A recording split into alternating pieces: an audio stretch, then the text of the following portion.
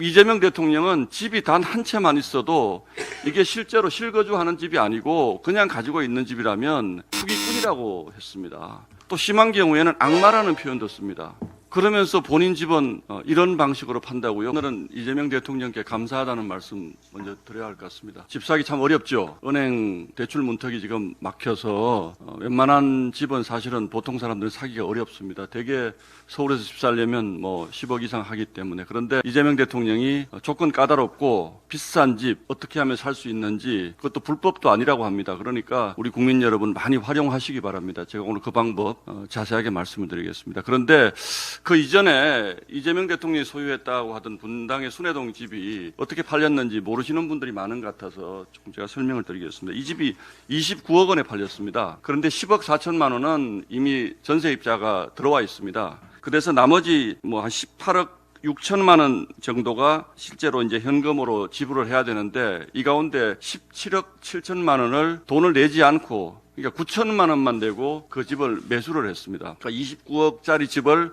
9천만 원에 매수하는 법, 이거 아마 유튜브로 만들면 금방 몇십만 구독자 나올 것 같아요. 근데 이게 불법은 아니랍니다. 저도 잘 몰랐는데 셀러 파이낸싱, 그러니까 파는 사람이 돈 대줘서 집 사게 하는 방식이라고 하니까 여러분들 얼마든지 활용하셔도 법에 저촉되거나 잡혀가실 필요는 없습니다. 근데 신기한 게 몇 가지, 이 집에 대해서는 몇 가지 짚어야 될 것들이 있습니다. 일반인은 사실은 굉장히 어려운 건데, 여기가 지금 분당이 토지거래 허가구역으로 묶여 있어서 굉장히 거래가 어려운 지역이고, 해당 아파트가 재건축 그 고시를 앞두고 있는 지역에서 더더욱 거래가 어려운 곳이었는데, 어떤 부분을 기가 막히게 피했냐면, 토지거래 허가구역에서는 매수인의 실거주 의무, 이걸 입증하고 나서 4개월 안에 등기를 해야 되는데 이 등기를 실제로 했습니다.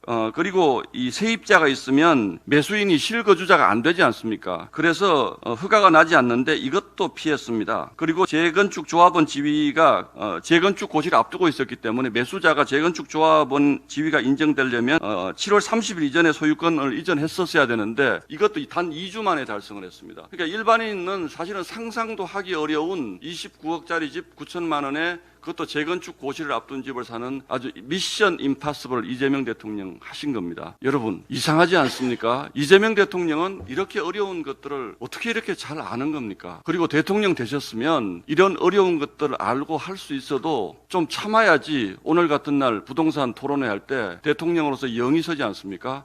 이재명 대통령은 집이 단 한 채만 있어도 이게 실제로 실거주하는 집이 아니고 그냥 가지고 있는 집이라면 투기꾼이라고 했습니다. 또 심한 경우에는 악마라는 표현도 씁니다.